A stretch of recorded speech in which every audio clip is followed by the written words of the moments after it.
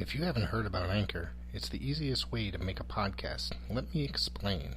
It's free. There's creation tools that allow you to record and edit your podcast right from your phone or computer. Anchor will distribute your podcast for you so it can be heard in Spotify, Apple Podcast, and many more.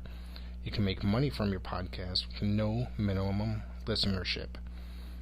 It's everything you need to make a podcast in one place.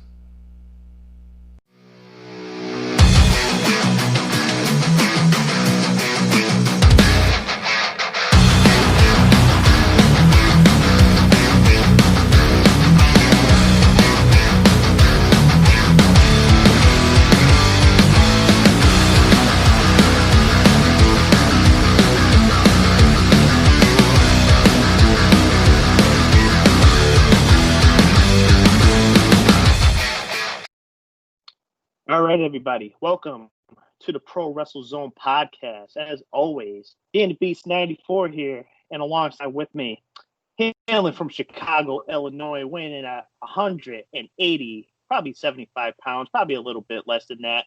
None other than the real Double J himself, JJ Sins. My boy, what is going on? I love you for that. Yeah, I think I'm a little less. I think I'm at 160, maybe. Probably. Okay. I'm short. Don't forget, I'm a lot shorter than you, and I'm a lot shorter than freaking Rick. You guys are all like, what, 5'10" and over, right? About that, yeah. Yeah, I'm like 5'6". All right. I'm a little dude. I mean, that's not so bad. Hey, nothing wrong with that, man. But anyway, guys, we are here. We are here for another exciting episode. Going to go through a couple topics here. We're going to be going over our top 5 unique favorite tag teams, whether they were just, tag teams that were just thrown together because creative had nothing fucking planned for them. And some of them turned out a success. Some of them kind of, dwindled a little bit. And others, we're also going to be talking about is favorite dark gimmicks, favorite like scary gimmicks. I know it's past October already, and we're already going through Thanksgiving, but yeah, those sorts of gimmicks that really just stand out, and you can never just like wow, Yeah, they really stand out in a way. But before we get to that, JJ, you have a very special package from yours truly. yes, I have a very awesome package that Dan the Beast sent me. Thank you again, Dan. Yes, sir. I've been waiting hours and hours to open this thing, so I don't want to ruin anything. Where should I cut? Like from here? Is that cool if I cut from here? Yeah, I would say so. So, and he has no idea what it is, guys. So this is going to be like a reaction video. This is no idea. So it's like you said, reaction. Oh, make sure nobody gets my address on here. Yeah, nah. Fucking hate mail or any bomb. Well, I could do with hate mail, but I don't want to get any bombs sent to my house or pizza.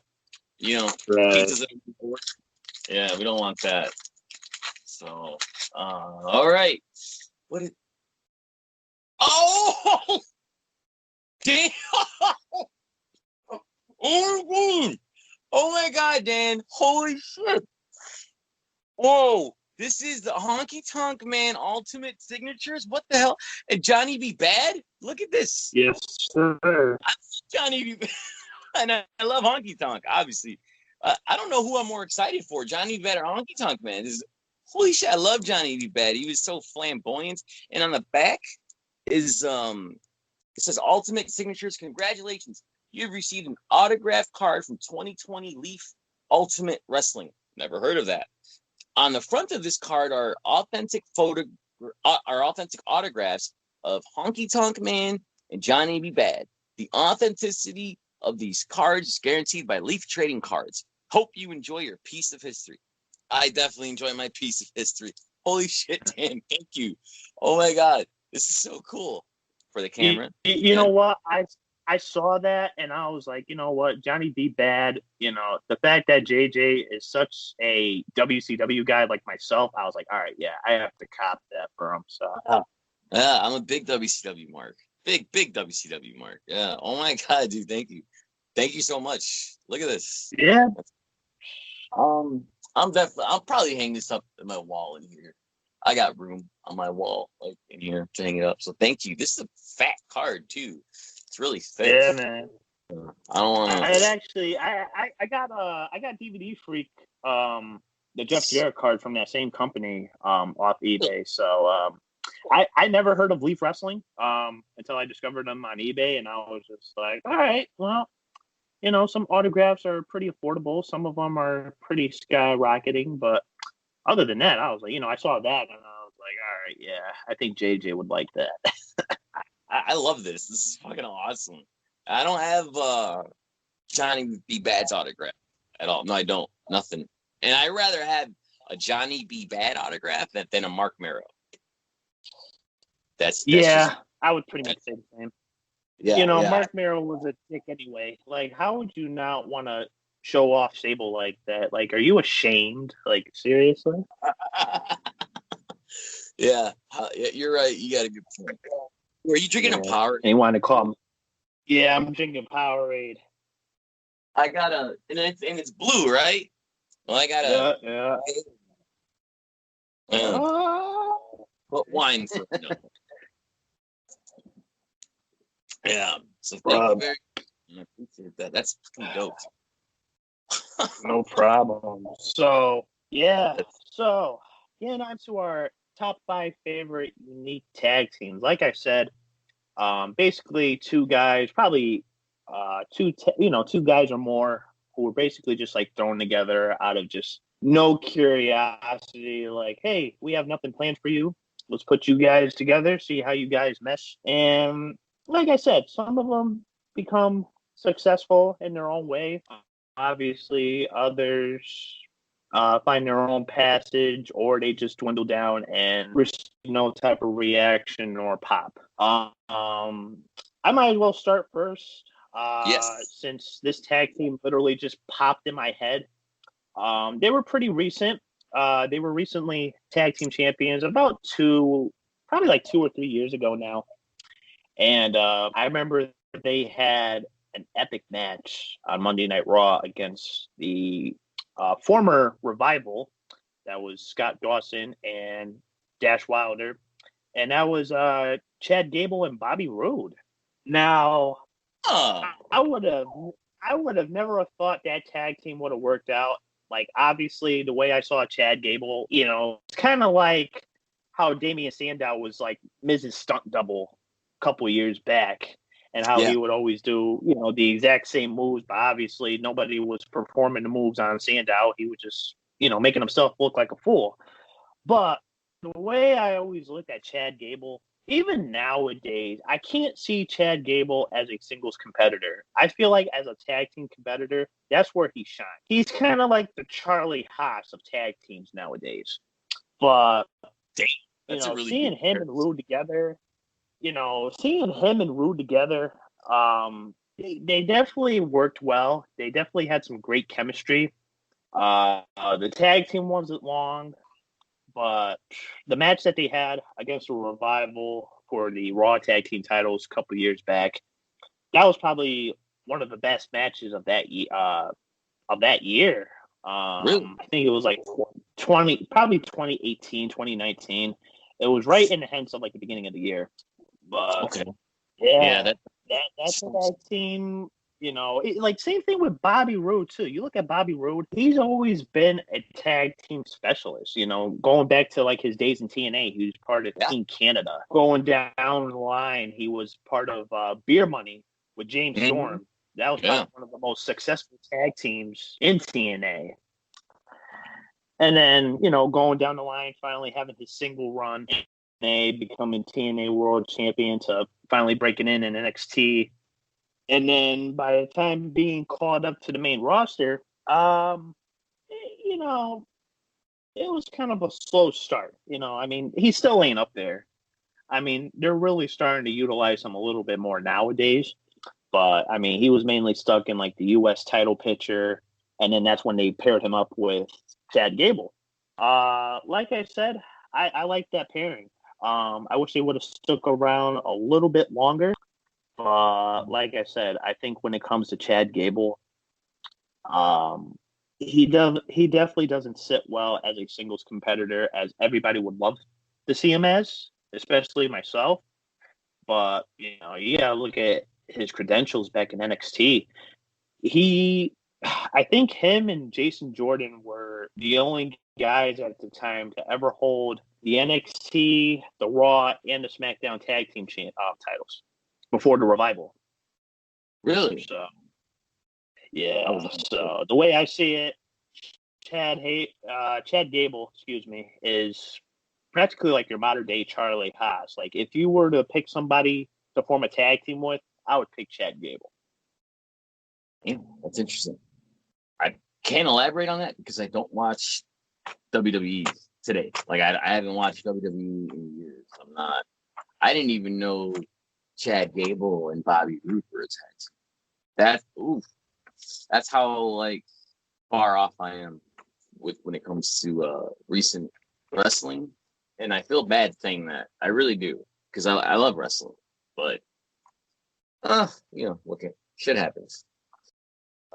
Number 5 for me, I'm gonna go with the Mega Powers. They were you figure it was Macho and Hulk. That was a unique. I mean, that was I remember watching that as it happened, like seeing it form and seeing the breakup. I'm very lucky to have seen that. What was it, Saturday night's main event when they broke up and was it Macho Man attacked Hulk Hogan, whatnot. Didn't he hit him with something? I believe he hit him with. Yeah, I think it had.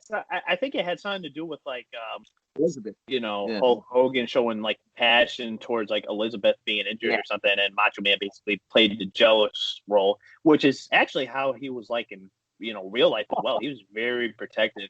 Like I've heard the stories, like whenever him and Elizabeth went out, he would like lock her in like one room to make sure she didn't leave.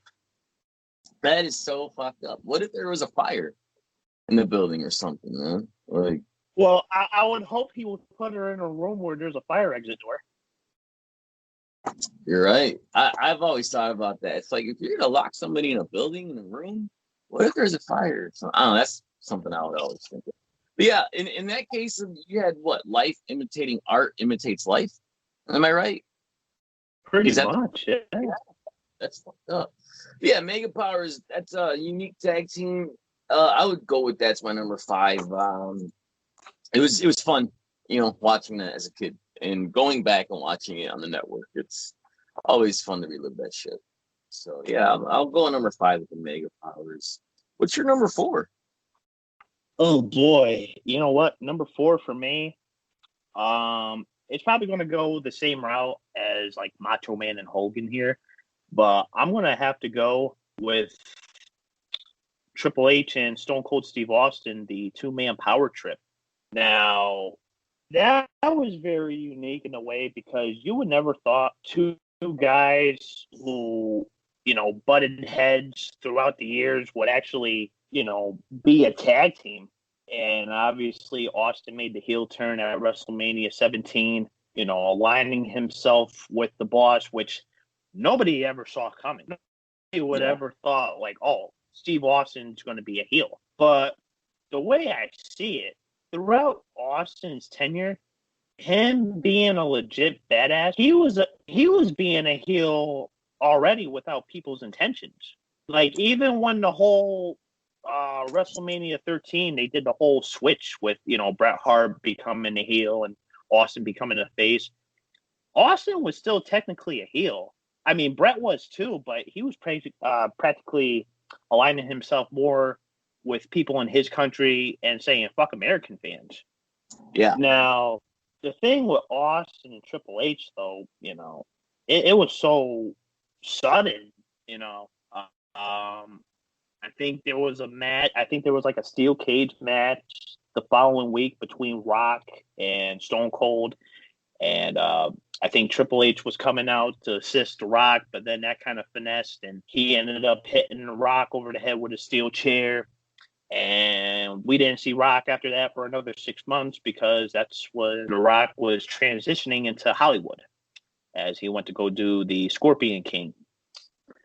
What made this tag team very more unique is not only the name, but the fact that they were actually able to capture the World Tag Team titles at Backlash against Kane and Undertaker.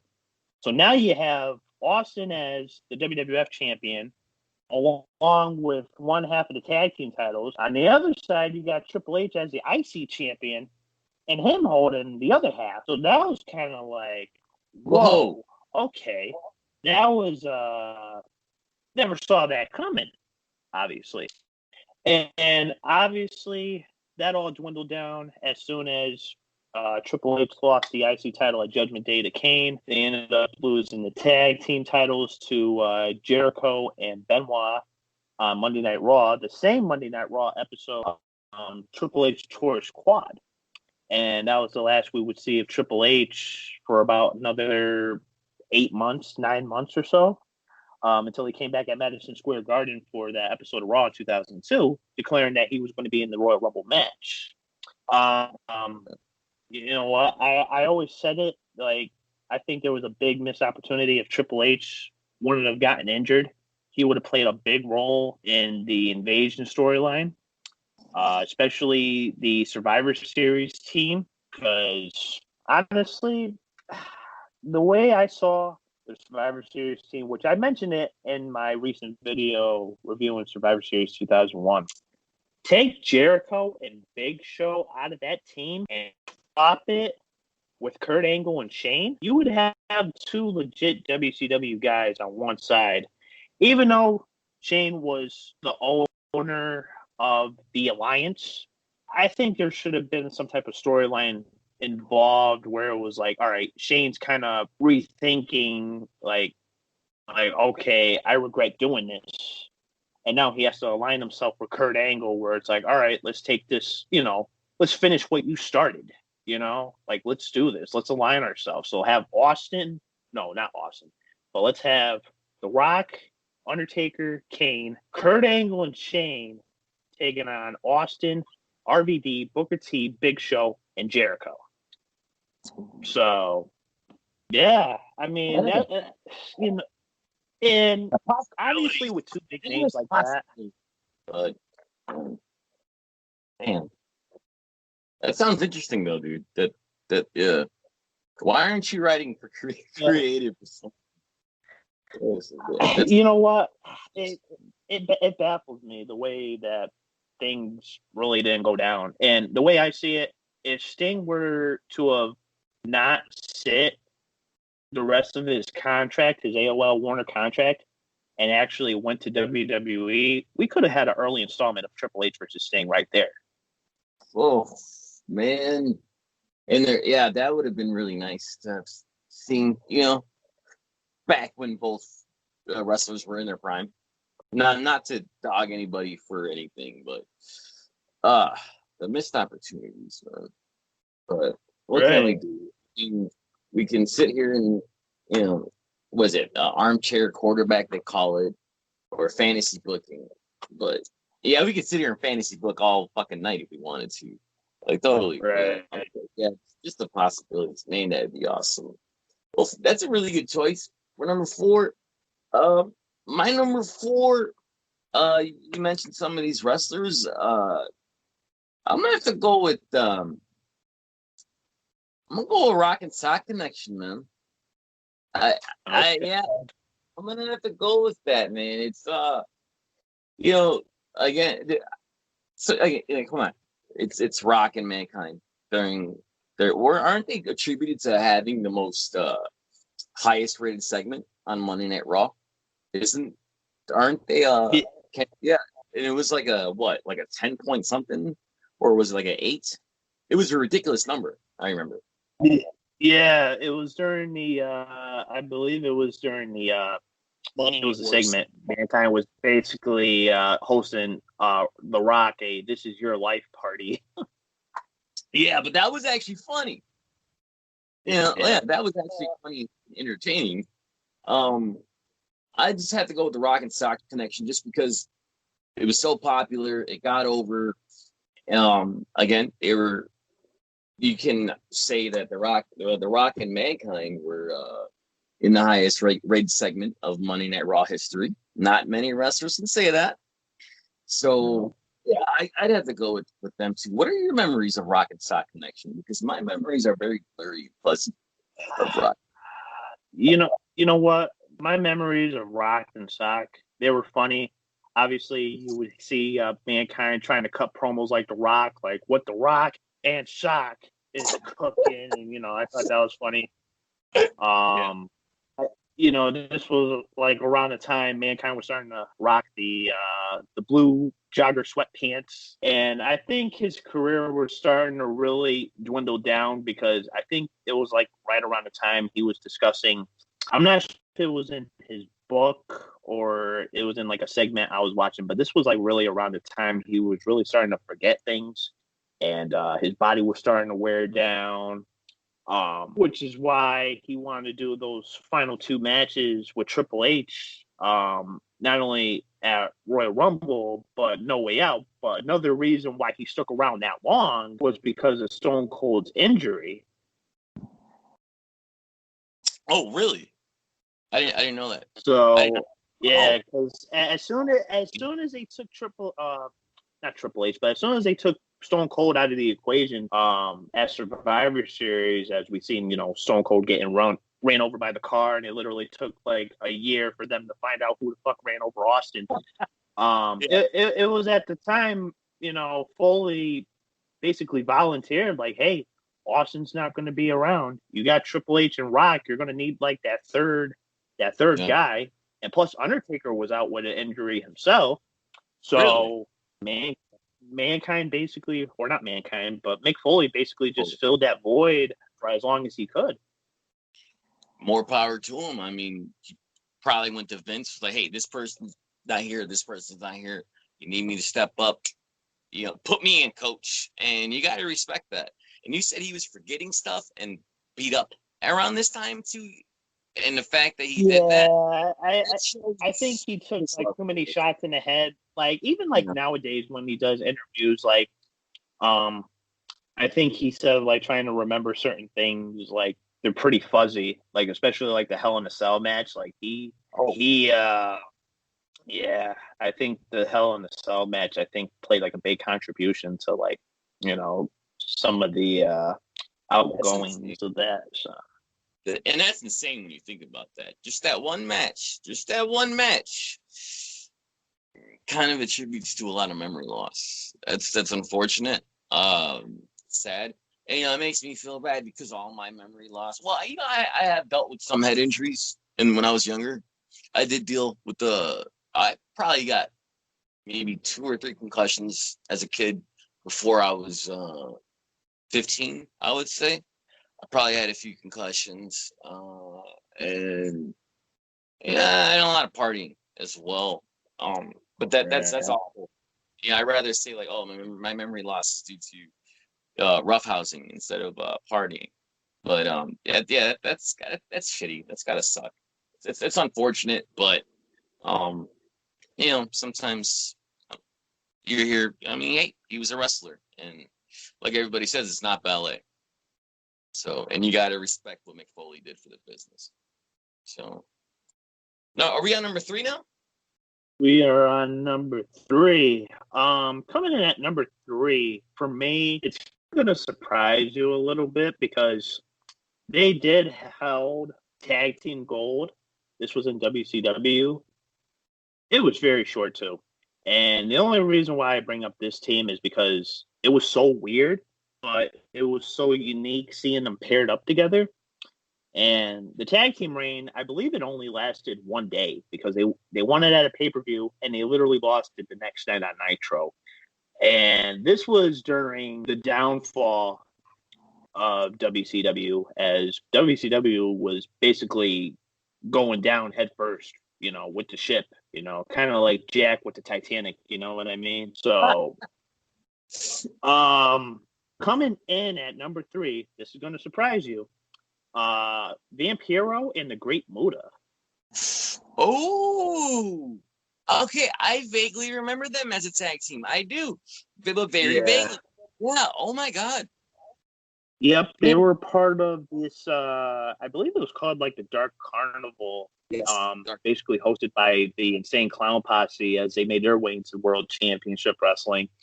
And I believe the other members consisted of Impero, as I just mentioned, the Great Muda, and then the Kiss Demon, which I can never fucking understand why fucking Dale Torborg did that shit. That was horrible.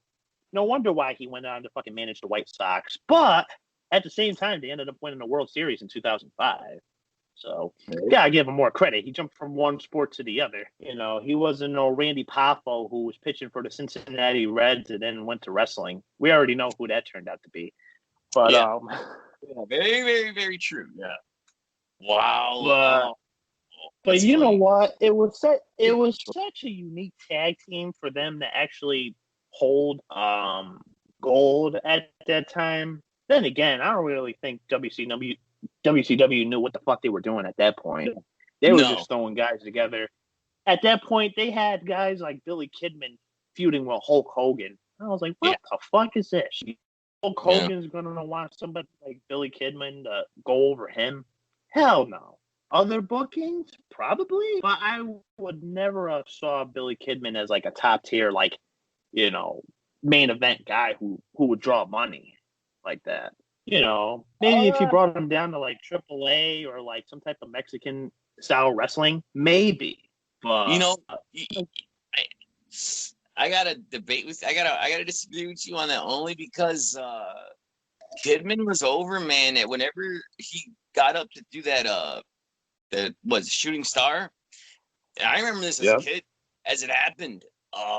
Every week you would just see more and more the whole crowd just getting into him, you know, doing that Shooting Star. And even when he joined the Flock, I remember the crowd was still behind Kidman. I'm not saying Kidman could have been.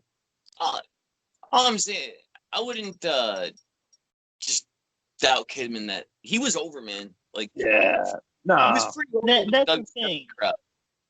That's the thing. I'm not doubting Kidman.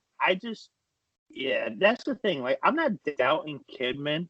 Mm-hmm. I'm just doubting the role and the position that he was in. Like, you're really going to put him in that top tier against Hogan? Like, God forbid, you know, he went over on Hogan. You know, Hulk probably got the 7-year itch after that. I was like, holy shit! Who would ever thought that? But you know what? Going back to Vampiro and Great Muda, you know, Vampiro, I think he was like one of those next top tier WCW guys next to Sting. Mm-hmm. As you know, the Great Muda, you know, his career was kind of winding down a little bit, and they weren't really doing much with him either. But you know, it was just a weird time. And I know around 2001, you know, WCW was looking to relaunch with the whole Big Bang pay-per-view that never happened in Las Vegas. Yeah. And you know what? I'm kind of surprised WWE didn't acquire those contracts of Muda or Vampiro. I know Vampiro was out with an injury. I think he suffered at either Halloween Havoc or Fall Brawl. He suffered like a crucial neck injury during a match. I'm not sure against who. And then, like I said, Great Muda, I think he was working between New Japan and WCW, as you know, obviously they had working relations with each other, especially in the past. How WWE didn't acquire those names kind of baffles me in a way, because we could have probably saw a match with like Vampiro, probably mainly Vampiro in the hardcore division. But the fact that the tag team reign only lasted a day, you know, kind of bro, Swerve. Big.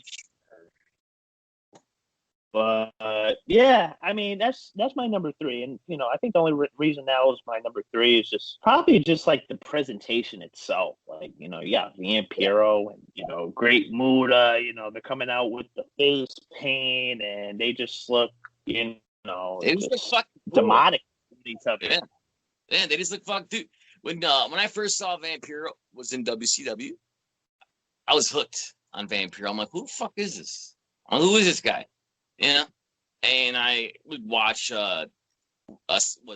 Thunder and Nitro and be excited for Vampiro. Plus, at that age, you figured 12, 13. I'd always been obsessed with vampires and shit like that. And, the demonic look, if you want to, I call it, well, you figure the goth look. I was always obsessed with that. So when I first saw Vampiro, I was a fan. Immediately, I was a fan, just like that. And I always wanted to see Vampiro in WWF. Unfortunately, we didn't get to see that, but it is what it is.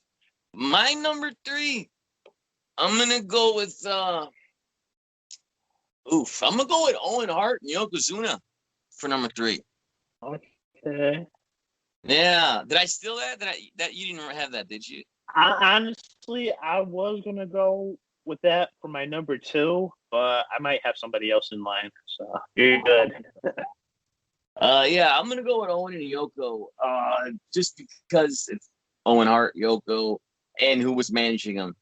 Jim Cornette. Yes, sir. You are the biggest Owen Hart fan I know. Please tell me what you know about Owen and Yoko. What you remember. All right. So originally for WrestleMania 11, Owen's mystery partner was supposed to be the Anderson. So it was originally supposed to be Owen and Jim at WrestleMania 11 against the Smoking Guns, but obviously around this time, Jim was going through some type of addiction. I'm not sure if it was crack or I think it was crack. I'm not sure specifically, but I know after that, Yoko became that last minute call, like, "Hey, you're going to be the mystery partner at WrestleMania." So, they ended up winning the World Tag Team titles not once but twice, and surprisingly, they were very unique, like as a tag team. Obviously, you had a little styles clash between, super heavyweight, not so fast, but still can be so agile against somebody, with the most raspiest voice, trying to mimic his older brother by being the best there is, the best there was, and the best there ever will be, but probably one of the best technical wrestlers in that entire roster at that time. Nobody can keep up with Owen, and I'll say that to this day. Yeah. Maybe with the exceptions of maybe like 1, 2, 3 kid who was still around at that time, maybe Shawn Michaels. Yeah. I mean, hey, the way I see it, Owen Hart was basically that secret weapon. He was that hidden artillery. God forbid he knocked out Shawn Michaels with an enziguri. He broke Stone Cold's neck in '97 at SummerSlam. He kayfabe broke Dan Severn's neck with the same fucking move. So, and the way I see it, this was also around the time Owen was part of Camp Cornette. The British Bulldog had just returned around '94, so he was in a big dispute with Brett. And they decided to form this team together, this cool faction. And I believe Charles Mason was also part of the group as well before the Nation of Domination. Oh my God. And, you had this big acquisition of guys like Owen, Yoko, Davey Boy. Later on, they would turn on Yoko and they would end up becoming Vader because now they had that big artillery with Vader debuting in the '96 Royal Rumble. Yeah. That team alone holds very sanctioned grounds, I would say, because that was the first belt Owen won in the WWF. Really? I did not know that, dude. That's the first title Owen. Yep, WrestleMania 11, right here in Hartford, Connecticut. Owen and Yoko won the World Tag Team titles for the first time. Owen's first belt in the WWF. against the Smoking Guns. So I didn't know that. And I probably saw it as it happened, but yeah, there's a lot. Again, that was WrestleMania 11. We're talking 25 years ago. I'm 36 now, so and I always say I'm the same age as WrestleMania. So damn, 25 years passed since WrestleMania 11. Jesus, damn, that's a long time, man. What's your number three? You know what? It's not the best WrestleMania, so yeah, nothing worth memorable. What's number 10 right before that? You had 10, yeah. Anyway, number 3. What do you got? I think we're on number 2 now. I already stated number 3. I'm sorry, number 2. Yep. So coming in at number 2, I'm gonna kind of counter you with that. I'm going to go with Owen and Jeff Jarrett. Now, I said that Owen and Jarrett was my favorite tag team, which it is, but I'm not going to put them in my top tier, when it comes to this list. Okay. Now, when it came to this tag team, this was very, very unique, and this was toward the end of Owen's career and, unfortunately, his life. This was like around late 98, early 99, WWF basically reprised the role of Owen's old gimmick that he started out with, the Blue Blazer, which I'm going to get into that because if I get into that, I'm going to get into a big rant. But when it came to Owen and Jeff Jarrett, they were actual best friends. They were travel buddies on the road, and they were always traveling together. And I believe they have history back in the days, and I believe it was either Stampede or Memphis, because I believe Owen did a couple shows, probably like in Tennessee or something. I know they have like a back history to it, but I know they were road buddies. They were always playing ribs, as Owen was the practical jokester. And they actually ended up winning the World Tag Team titles January of 99, defeating the Boss Man and Ken Shamrock, who were part of the corporation at that time, as Vince was becoming more of a dominant heel, how would I say this? Antagonist in the group, or in the company, I should say. And Owen and Jeff out of nowhere became World Tag Team champions. And they actually had held the belts for about 3 months, which was a pretty lengthy reign until they lost them on Raw to Kane and X-Pac. And they had other opportunities to regain the gold. They had a number 1 contendership match at Backlash against the New Age Outlaws. And then that's when they kind of shipped things over to Owen being the Blue Blazer again. And that's when everything just went terribly wrong. And I always said this, but if Owen Hart and Jeff Jarrett ever had a tag team name, I would have loved to have Canadian Country. It just sounds so fitting. I love that, dude. Yeah. And the best part of this tag team, obviously, they had Deborah as the valet coming out, with her kinky birthday suits, especially the one that she had at WrestleMania 15. Oh man, I loved it. I wish it would have been a better match though. That's the only thing that baffles me. You have a unique tag team taking on another somewhat unique tag team when Test and D'Lo won a tag team battle royal on Sunday Night Heat to see who would face Owen and Jarrett later that night. You couldn't put the Road Warriors. You couldn't put Bradshaw and Farouk. You couldn't put Edge and Christian. Anything could have been better than Test and D'Lo. But the fact of the matter is that was Owen's last reign as World Tag Team Champion, because at that point he was already a 4-time World Tag Team Champion, 2-time Intercontinental Champion, European Champion, 2-time Slammy Award winner, 1994 King of the Ring, and an unrecognized Royal Rumble winner in 1994 as well. As before the actual 1994 event, there was actually a Royal Rumble style match in Madison Square Garden in which Owen won. So that was unrecognized. There are photos. I have seen some photos leaked online. I'm not sure specifically, maybe like Google or something. But if you guys Google it up, like there is proof. But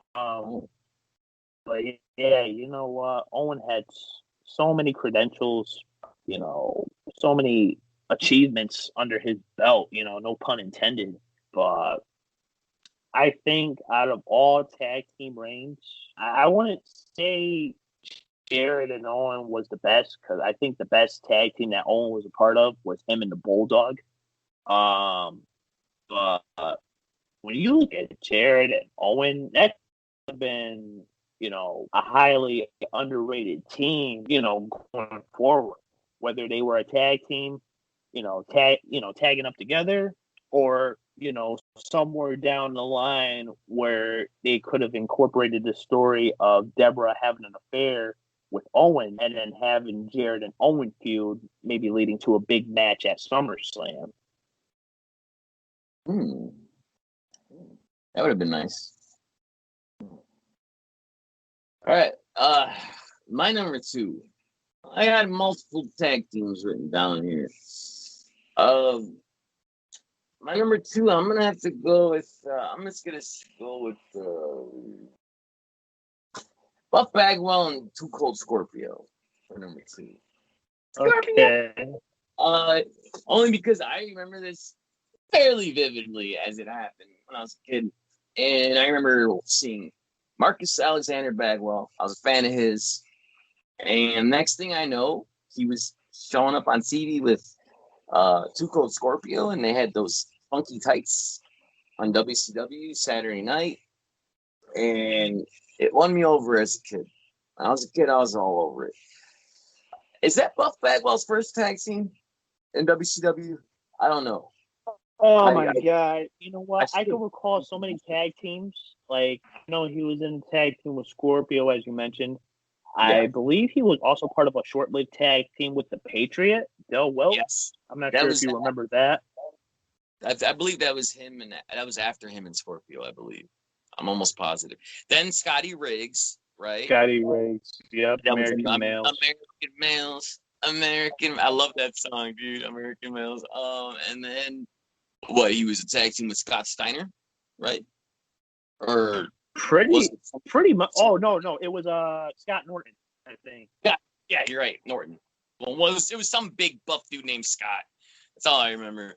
Yeah, you're right. So, I remember this as a kid, and like I've said this before, he was just that white meat baby face that was, I was all over it. I was all over Scorpio. Too Cold Scorpio was doing stuff that I had never seen before. You gotta keep in mind, this was what, 1992, 1993. I didn't see this in WWF. Only place I would see it was maybe on the Mexican channels with the Lucha Libre. But watching this on, WCW, watching Too Cold Scorpio come out and do that 450 splash, just watching the way he flew, it was insane. Loved it as a kid, still love it now. Before I go to bed, I usually turn on WCW Saturday night, fall asleep to it. So, yeah, and just that song, that Too Cold Scorpio, I love it. So, I got to go with number 2, Buff Bagwell and Scorpio, man. You? All right. Well, are we at number 1? Going to our number ones now. Number 1, I really had to think this through very thoroughly. And looking back, they were such a unique tag team. Not only did they hold tag team gold, they had probably some of the best technical matches during the early 2000s of WWE. And I'm going to go with Kurt Angle and Chris Benoit. And they were actually the first SmackDown Tag Team Champions when Stephanie McMahon introduced them in 2002. And let me tell you, they had no. I don't think they had any intentions of putting them together, but storyline wise, obviously they weren't getting along, so they had this big tag team championship tournament going along, and they had one of the best matches of No Mercy 2002. It was them taking out Rey Mysterio and Edge in the finals. And my God, if you guys haven't seen that match, I highly recommend it. And even when they weren't getting along, obviously their arsenal is so similar. The 3 German suplexes, they're very agile in the ring, very quick, smart wise, speed wise. I thought they worked well when it comes to, submission holds. You would have one lock in the crossface, have the other one come up from behind, hit him with the ankle lock. There's no way of escaping. I love that. Yeah. But not only that, after they lost the titles at Survivor Series, they had one of the best WWE Championship matches at the Royal Rumble in 2003 with Benoit taking it on Angle for the title. And after the match, Benoit receiving that standing ovation from the crowd. And I think that's really solidified into Benoit winning next year's Rumble, going into WrestleMania 20, defeating Shawn Michaels and Triple H for the World Heavyweight Championship. But, how cool would it have been if we could have gotten, Benoit and Angle at WrestleMania 19 for the WWE title instead of Brock? We would have probably never gotten that shooting star botch, with, Brock, giving himself a concussion. And there's so much I could say about Benoit and Angle. Obviously, Benoit is DVD Freak's favorite wrestler. But, I got to give it to them. Not only were they good as a tag team, but, standing on opposite sides, they could, Oh, man. You go watch them all day. They put on a clinic. Yeah. Oh, jeez, Louise. Yeah, you got probably 2 of the best wrestlers ever, I would say. Like, everybody says Benoit's the best, but no, he's not on anyone's list publicly. He's on my list. I don't give a fuck what anybody says. And he's on other people's lists, too. Anyways, and you got Kurt Angle, who's picked up the wrestling, he's regarded as what? Picking up wrestling just like that. Quickly, yeah. Exactly. And you got 2 of the best wrestlers, I think. And you know what? Funny thing about Kurt Angle too. Going back to Owen Hart, one of Kurt Angle's first dark matches in WWE was against Owen Hart, probably like a week before Owen passed. And I was listening to Bruce Pritchard on Something to Wrestle With, the podcast. And I guess Owen went backstage after that match, and he said to everybody in the gorilla position or whoever was backstage, that guy's going to be WWF champion.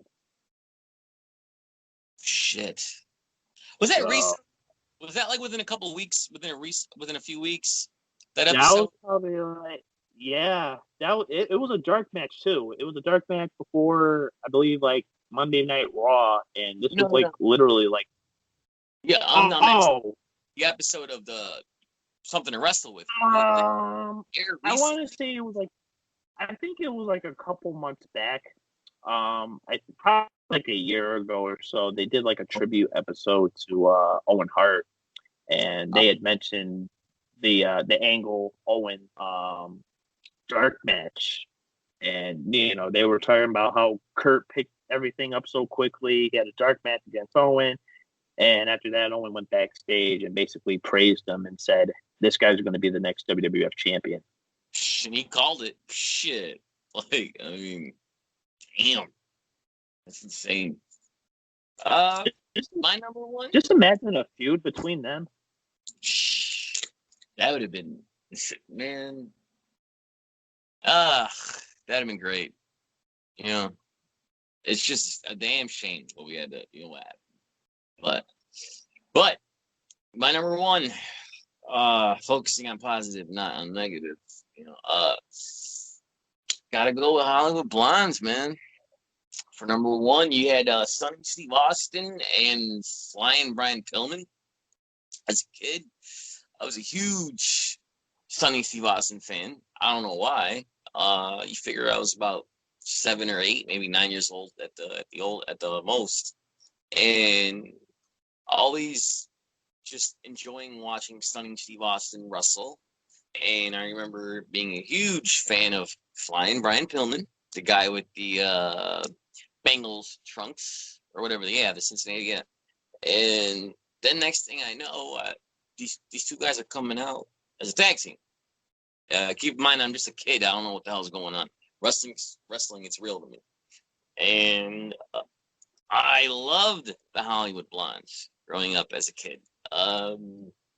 Just watching them coming out doing this, or was it something like this with the camera, right? Isn't that what they would do? Yeah, something like that with the camera. That was cool. They came out in those sweet vests. And they had gold chains, and I believe they both had hair. Light up boots. They had the light up boots too. They had light up boots. Yeah, they took something off of like oh my gosh, I remember. I think Austin brought it up, or I think Melanie Pillman brought it up in one of the documentaries. Like they took like bicycle lightings, and basically when they would stomp, the thing, the boots would light up, kind of like the old like Skechers or Nikes back in the day. I had those shoes. Those shoes, when you stepped, they would light up. I had those. I forgot what they were. I think I had a pair of Fila that were like that. It might have been Fila or Reebok that lit up. I forget. That was so long ago. I don't remember Hollywood Blondes having those. That's weird.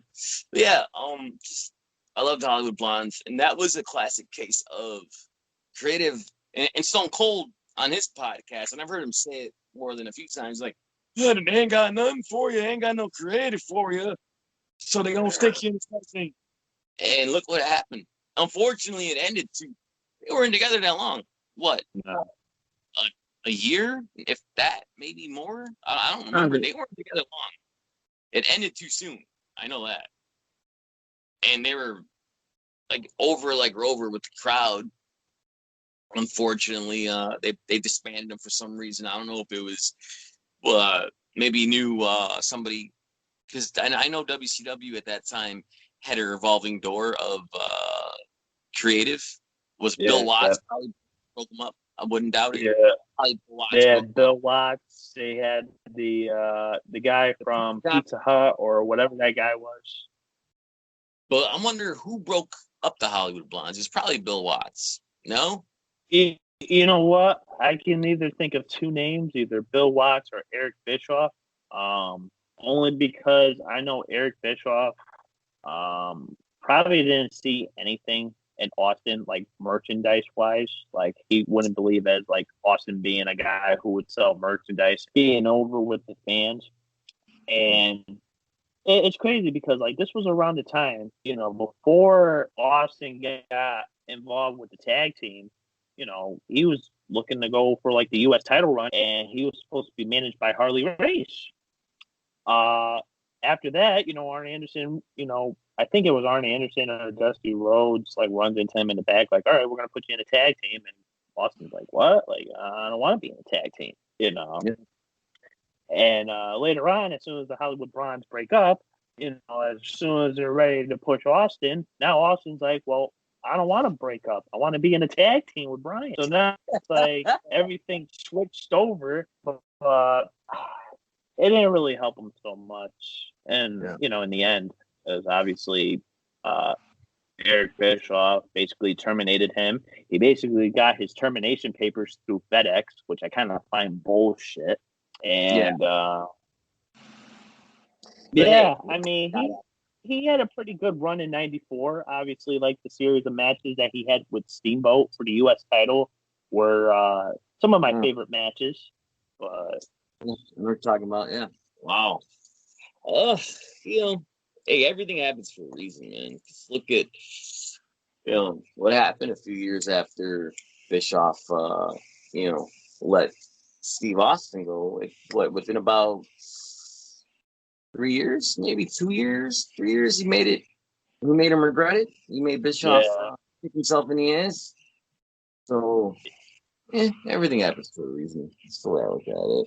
And, But yeah, Hollywood Blondes, man. I remember enjoying them as a kid, and still enjoying it now. I'm happy I could watch old WCW on the network. And just You know something too? Like, if I were Brian Pillman Jr., I would definitely try and revive formation of like that tag team with himself and somebody else. I want to know who. If you had to pick somebody. Oh boy! Be here for an hour deciding. Somebody. I would want to have him team up with somebody's, like somebody's style, Brian Pillman's style. Because obviously sometimes like the big guy teaming up with the little guy doesn't really go too well nowadays. But if I had to pick anybody, oh my gosh, to team up with Pillman, I'm trying to think of who's blonde right now. I would say Leo Rush, but Leo Rush doesn't have blonde hair. So yeah.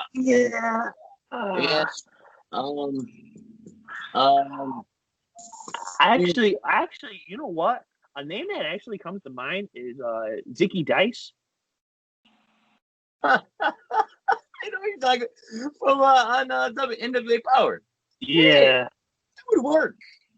All right, I'll agree with you on that. That would work. Ziggy Dice and Brian Pillman Jr. All right, and all right, that would work. Ziggy Dice, he's blonde, or maybe just find someone and just dye their hair blonde. But yeah, you're right. Who would want to dye their hair blonde? So all right, I'll agree with you on that. Yeah. So yeah, all right, Ziggy Dice, not bad.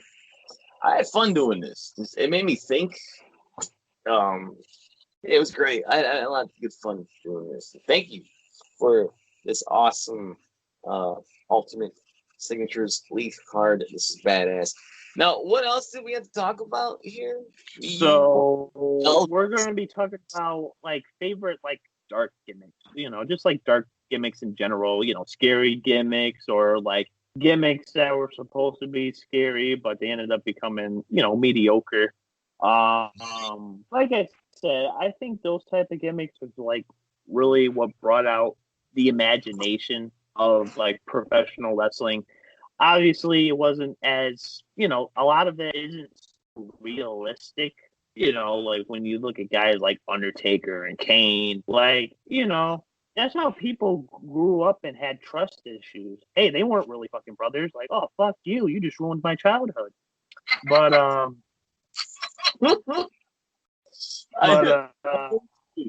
yeah. But just looking at some like dark gimmicks, those were the ones as like infant children that we really looked at and we were like, boy, I really want to fuck with them, like But coming right off the bat, when it comes to like mediocre type scary gimmicks, you remember Mordecai? Yeah, of course I remember Mordecai. Yeah. Oh my god. Let me tell you, that was supposed to be like the brighter side of the Undertaker. It was basically an exact replica. Like if I were to take the Undertaker in 2K, I don't know, 2K19, and were to dye his hair white, his beard white, his eyebrows white, I have Mordecai right there. All I would have to do is give him a wet tire. That's all it is. And it was so stupid. Like, I'm not sure. I mean, obviously, I think there was going to be some type of rivalry, like, led up between Mordecai and Undertaker, probably. The darkness versus the light.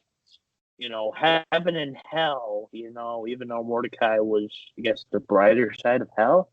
Like, hey, there's a bright, brighter, more brighter things in life, I guess you would say.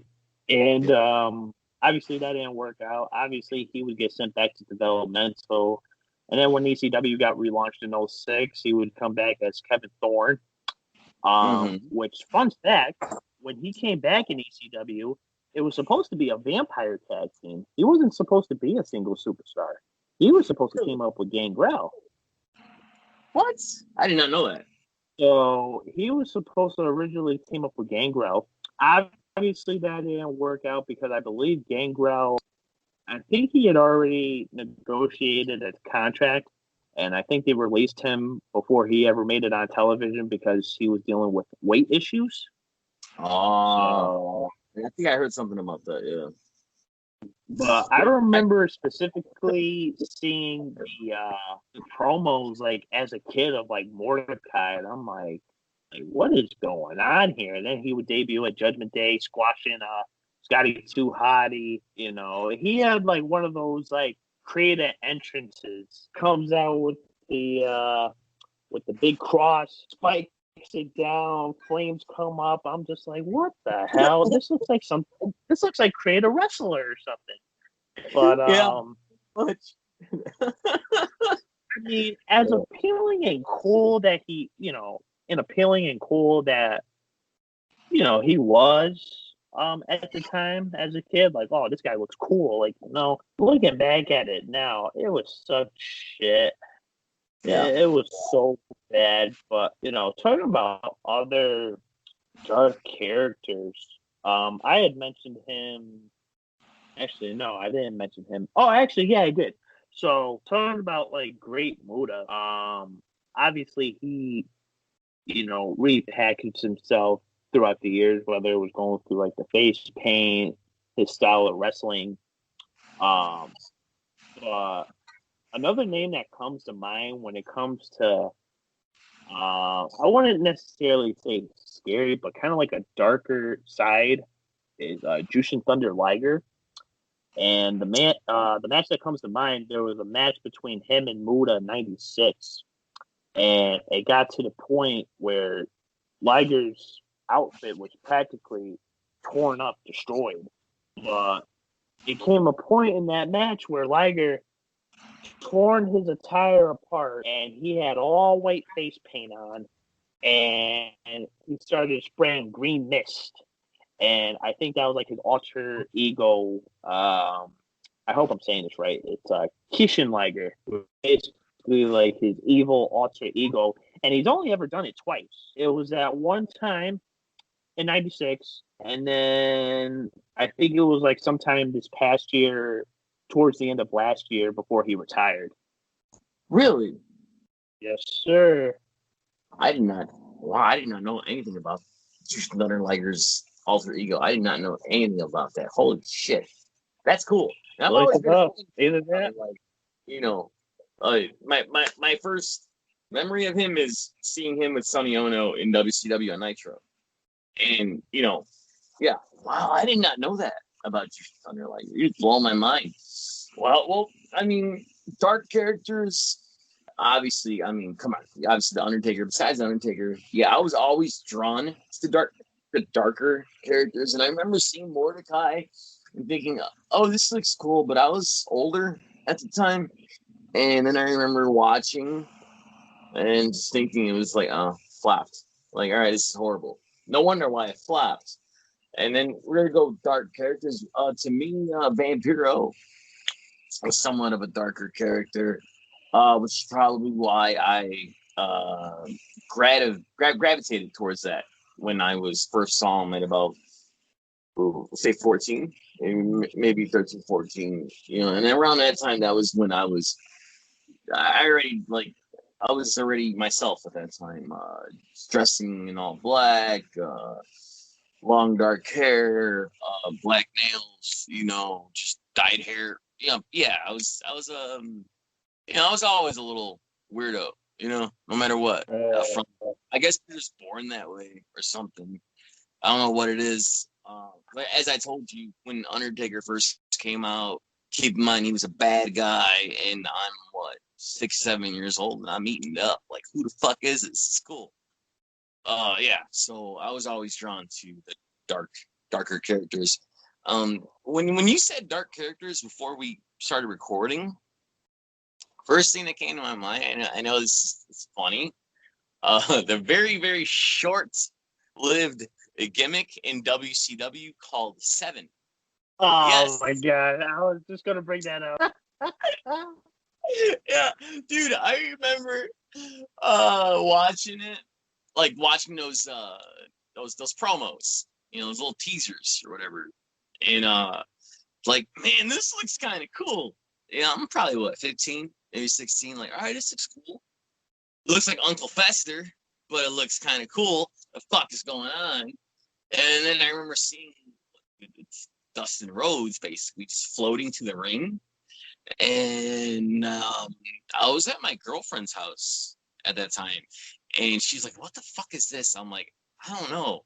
I don't know if I like this, or if I don't, or if I do. I'm like, let's just watch. And then Dustin Rhodes cut into that promo of he started shooting. And I remember just like being disappointed.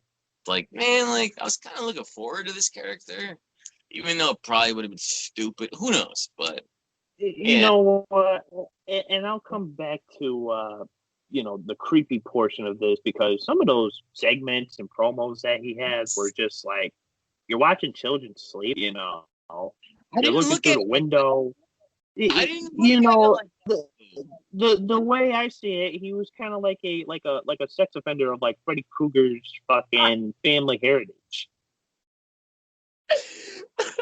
But okay, you figure 15, maybe 16 when that came out. When was it? 1999?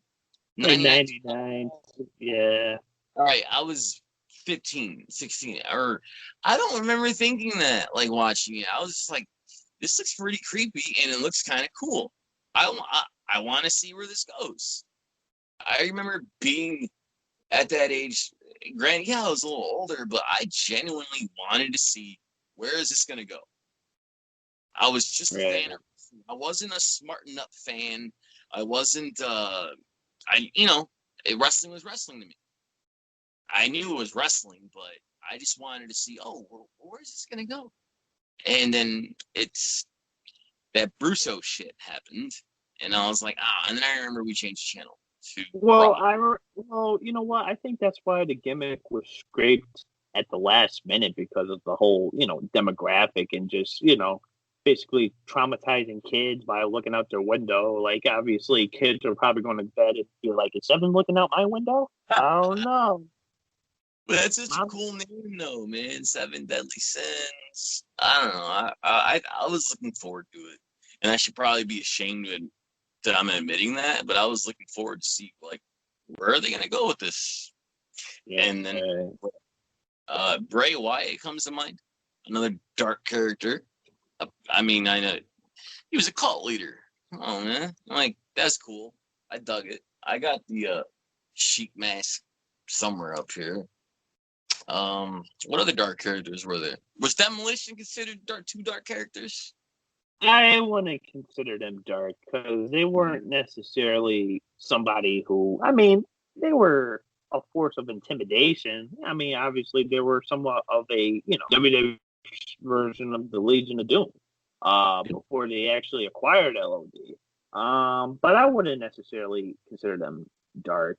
Just more of like a powerhouse, standard that, obviously got their attires from like a sex shop. I didn't know that at 5 years old. But creepy. Let me see. Another dark gimmick I would probably have to bring up.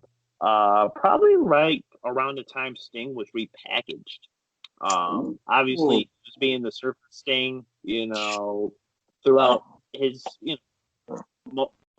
most of his WCW tenure up until that point. Hogan, turned his back on the fans, became a heel for the first time since 81, 82 probably. Except probably a little earlier than that, probably 79, 78. And that was the first time Hogan was heel in a long time, aligning himself with, former WWE alumni, Kevin Nash, Scott Hall, forming the New World Order. And then it basically came down to this regime of NWO acquiring all these guys into their group.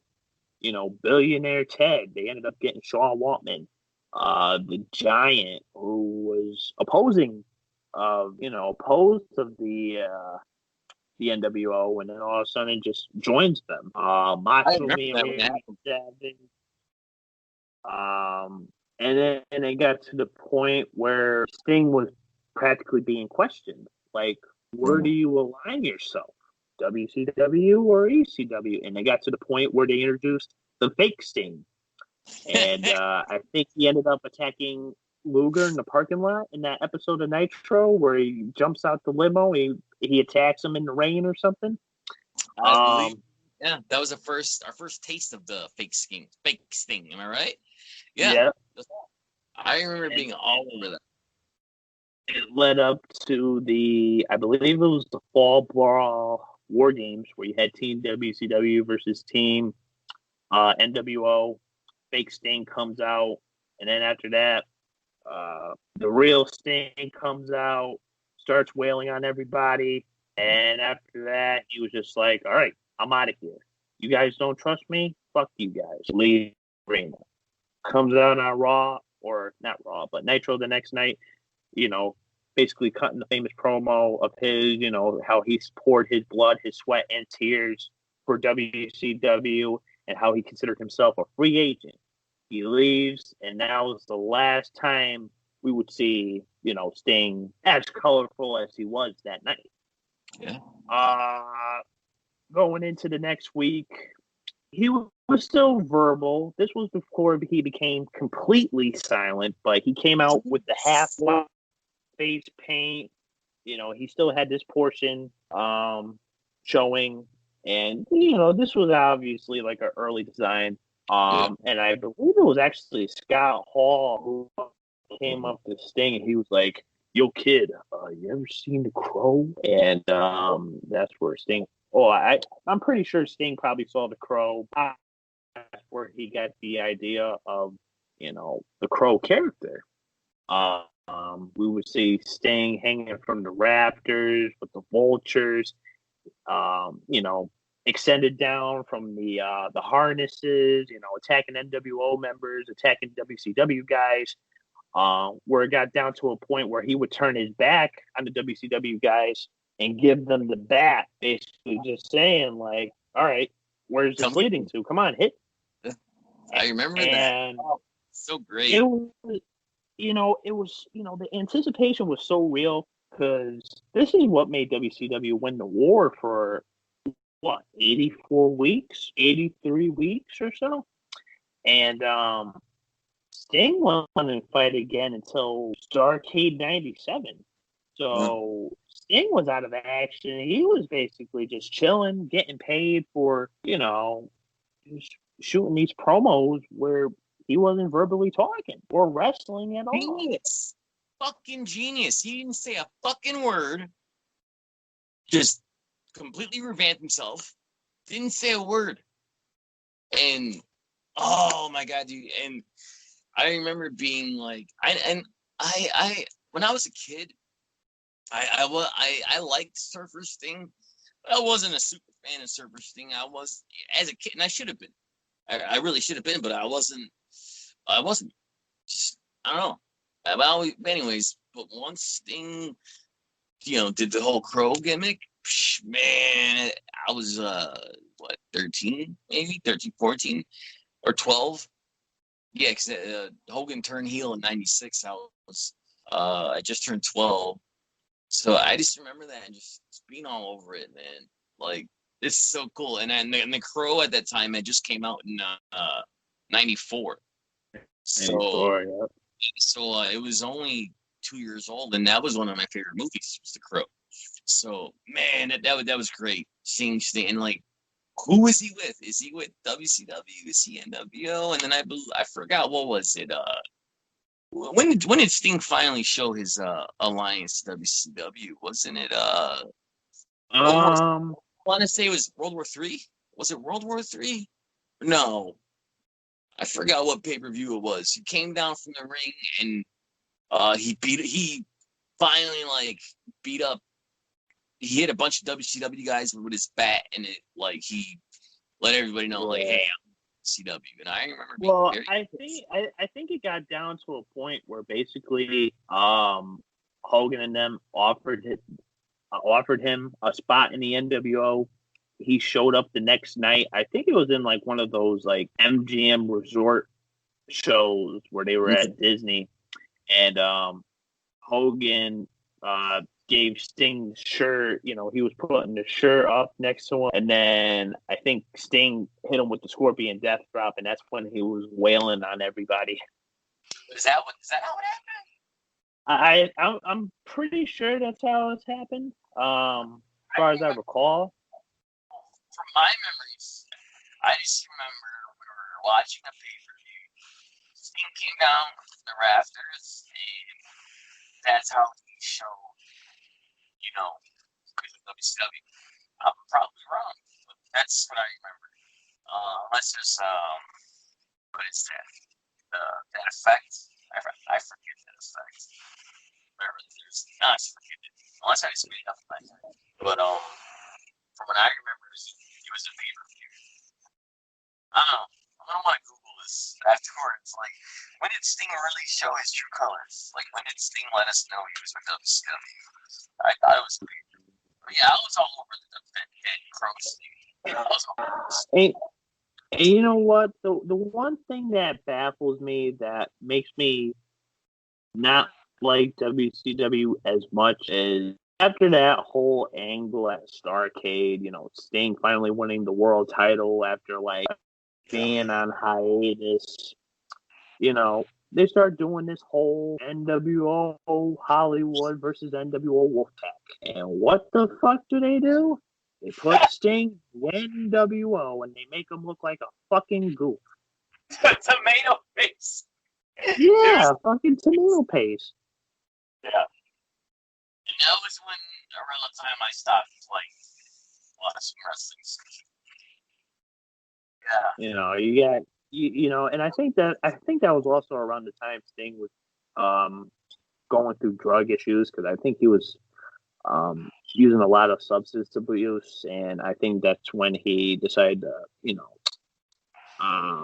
go to rehabilitation, you know, go to rehab, and I think that's where he found, you know, going to church and finding his religion, you know, aligning himself as like a born again Christian. But other than that, you know, Crow Sting from 96, 97, like early 98, that was like the best version, probably like the best we got out of Sting at that time. Yeah, that was my favorite time for Sting. Like, yeah. But you want to talk about something that was so traumatizing, was the build up to Kane debuting at the 97 In Your House Bad Blood event in the Hell in a Cell. Yeah. That was build up. I love that because this was like months prior. Paul Bear had this big secret. He wasn't going to let anybody know. Undertaker knew about it. He's like, better not fuck up, or else I'm going to tell these people your biggest secret, you know. And it came down to the point where Paul Bear just, you know, like, oh, your brother Kane's alive. And, you know, Undertaker's just like looking at him like, no, like, you're lying to me. You know, like, no, Kane's here. Which originally, when Undertaker or Mark Calloway was debuting for WWF, he actually competed in a couple dark matches as Kane the Undertaker before it was just shortened to the Undertaker. Yeah, I remember that. Yeah, I know. So, crazy. But that was such a great build up, and then going into Bad Blood. You know, had the Hell in a Cell match, the first ever Hell in a Cell match between Shawn Michaels and Undertaker. You know, you hear the infamous line of Vince McMahon, oh, he's going to set him up for the tube. So, oh, wait, what's going on here? The lights go pitch black. You hear this music, and all of a sudden you see the pyro, and all you see is, that's gotta be Kane. he rips the cell door off the hinges. He's going into that ring. The epic stare down, and Undertaker just had like this blank expression in his face, like no way. Undertaker selling That's what brought me into that. I was like, oh my gosh, this is going to be good. And then obviously he tombstones Taker. You have a bloody Shawn Michaels goes for the 3 count, retains the WWE Championship. And, what was, gosh, not only that moment, but, that was the same night Brian Pillman died too. So that was kind of like, really? Yeah, that was the same night. He was supposed to be in a match against Dude Love, but instead it was replaced by that midget match. I'm not sure if you remember that. Oh, I know. Yeah, that was supposed to be the Dude Love Pillman match, but obviously Pillman didn't make it that night. For obvious. Yeah, I remember that shit, dude. That was bad. And I remember like they did the air Pillman on Raw. They kept on building it up. I remember me and my father kept switching back to Raw, and we were, kept, like switching back. Like, when is she gonna talk? Yeah, man, that was insane. I totally forgot about King David. I didn't know that all happened on the same night. That was well over 20 years ago. Yeah, about like 23 years ago now. Long time. But yeah, you know what? Going back to Kane, he was so dramatic, and we haven't seen anything that dark at that time prior to the Undertaker. But it was just like, holy shit, here we have, caskets getting lit on fire. All of a sudden, Kane has like this demonic power of like flashing lightning and setting camera crews on fire, and then leading to the big match at WrestleMania 14, which was probably the best match of that night. Despite Austin winning the WWF Championship that night against Michaels, but I mean, Michaels was already hurt. Michaels was on his way out. He was about to have this back surgery, and then he would be out for 4 years. But I think the build-up between Kane and Undertaker, from hearing these gossips and rumors of him being alive to him actually showing up at Bad Blood, and then just leading to this conflict of I will not fight my brother Kane. You're like, no. Yeah. Undertaker refused to fight. He was like, no, I ain't gonna fight my own flesh and blood. And Kane was just like, no, you're gonna fight, motherfucker. Like, and then they just started wailing on each other. And then they would just have these intense matches after that. They had the Inferno match. Remember that? More Hell in a Cell bouts, which it led to a point of them actually teaming up with each other at one point. And, it just goes on and on and on between, Undertaker and Kane's rivalry throughout the past 20 years. Yeah. I'm going to have to bring up one more here. If I have to bring up one more creepy, dark, kind of sadistic character. I got one more person, but you say it. I have a feeling you're going to say it. Oh, man. I have there's so many. It's like... Really? That many? You know what? Dark? When I think of dark, how can you not bring up Jake the Snake Roberts? Oh, shit. You're right. Waylon Mercy. Oh, yeah, you're right. Jake Roberts, yeah. Jake Roberts. Those promos he would cut. And come on, he's carrying a fucking snake. A snake. He's got a snake. Like, come on. You're right. I don't think it was like personal stuff inside the ring as well, but obviously like personal demons outside the ring that led to him becoming this, psychological character that just, engraved the minds of fans. Like whenever he talked, I believe he said it in like one of the TNT shows. Like if you're silent, everybody will listen. And that's exactly what he was. He didn't have to be loud to get people's attention. You know, Calm. He could talk in like the most bitter, you know, like sombering voice, and you'll sit there like paralyzed, like by just like listening to him talk. But then obviously, as he got into the ring, he would showcase that he had probably one of the most deadliest moves at the time, the DDT. Obviously, he invented the DDT. And it wasn't even intentional, too. It was on purpose. Some clumsy asshole tripped over Roberts that made him trip. Really? He mentioned it in the Pick Your Poison DVD. I forgot who he was fighting, but he had him in a headlock. And I think he like tripped over his feet, and they both landed, ended up falling in the same direction. And that's how Jake invented the DDT. Oh, shit. I did not know that. That's insane. That's awesome. Wow. Sometimes the best things happen on accident. Wow. I did not know that. And I know he said he got the name off like what was it? Something it stands for rat poison. Yeah. Yeah, rat poison. Yeah. That was pretty cool. And was it the initials were DDT or some shit like that? Yeah. Yeah, or something like that. I remember hearing that. I forgot where probably on one of the podcasts I heard him on or something.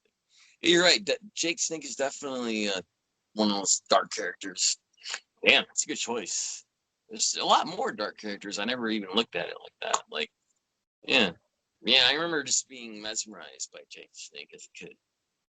Like when I was like, come on, man, I grew up there in that era, and every action figure I got that was a Jake Snake action figure came with like a little rubber snake, so that was pretty cool. I think there was like one. I think I had one, but seeing like other action figures, like they always had a little rubber snake, so that's pretty cool, man. Now, here's my question. I had actually brought this up to Wrestling Rampage, but do you believe Jake Roberts should have held a title in WWE, or was he too good not to hold one?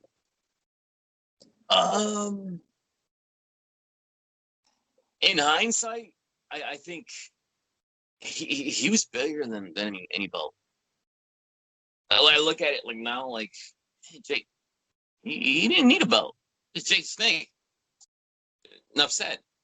But that wrestling fan in me is like, man, he should have been heavyweight champion, or he should have, that wrestling fan. But I also say, Mr. Perfect should have been champion. I've also said that Rick, I can go on and on. Rick Rude, $1 Million Man, they all should have been, But Jake the Snake, he was bigger than him. I mean, and I hate saying that because I know that might piss people off.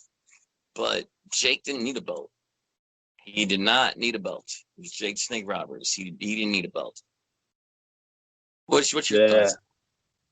Honestly, the way I see it, I wouldn't have mind, seeing him hold at least one belt one time, but I think he was just too good in his own way to, like, he didn't need a belt to, how would I even say this? Like, he didn't need a belt to get him to that next level of, like, he didn't really need no stardom. He was already a star in his way, like Jake the Snake, he comes out with a snake, that was, that was gimmicky enough. But like, as it comes to like pursuing titles, I think one thing that prevented him from becoming, reaching to that top tier level was obviously his abuse. The drugs, alcohol. He was very heavy into that. Glad to see him glad to see he's doing great now.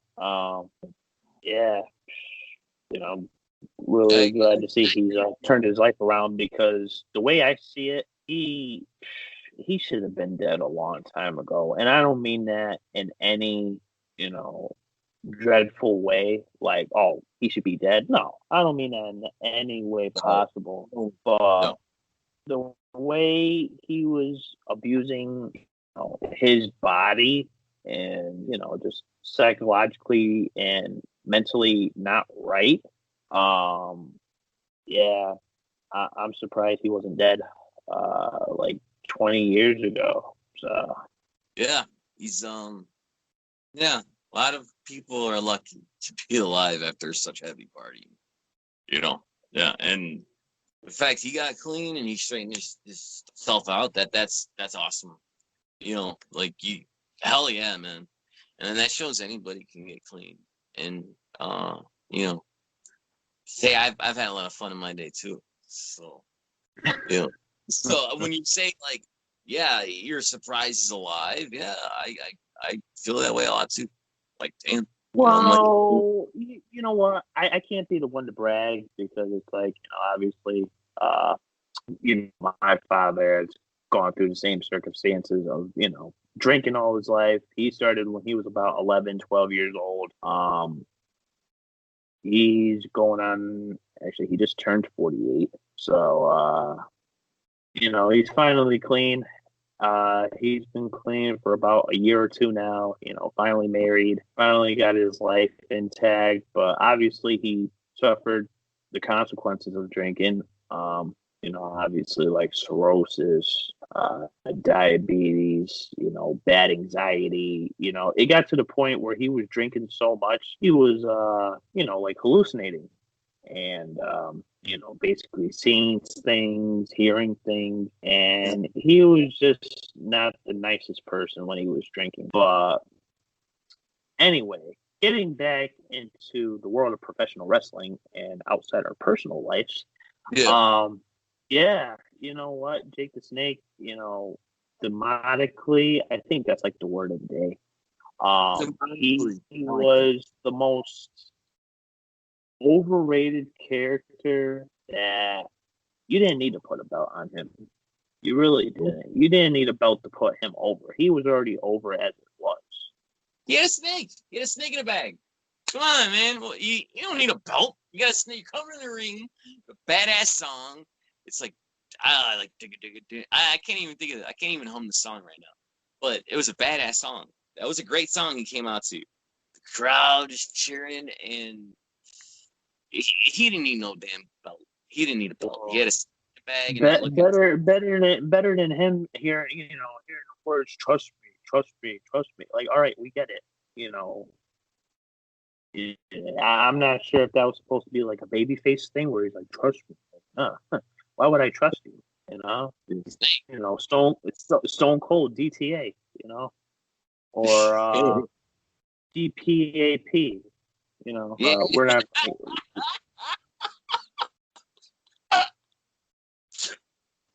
Anyways. Yeah, anyways, I think we're gonna wrap things up here. Damn, this was a very, very good episode. Hopefully, you guys enjoyed this. Yes. For all our social medias, obviously, you can catch me on Facebook, Danny Bryant. You can catch me on Instagram. You can catch me on Twitter and YouTube at DanTheBeast94. So be sure to hit that subscribe button, especially if you're going to be watching my videos and you're not subscribed. JJ, hold the sign up. Let these people know. What are you doing? Hit that button. And be sure to hit the subscribe button for the Pro Wrestle Zone podcast. JJ, find you, my friend. You can find me anywhere but Facebook. At JJSINNZ JJ Sins, most active on Snapchat. And he's the real Double J, so hopefully you guys don't forget that. Thank you. Anyway, guys, hopefully you guys enjoyed the show. This is Dan the Beast. That's JJ. Until next time, see you around.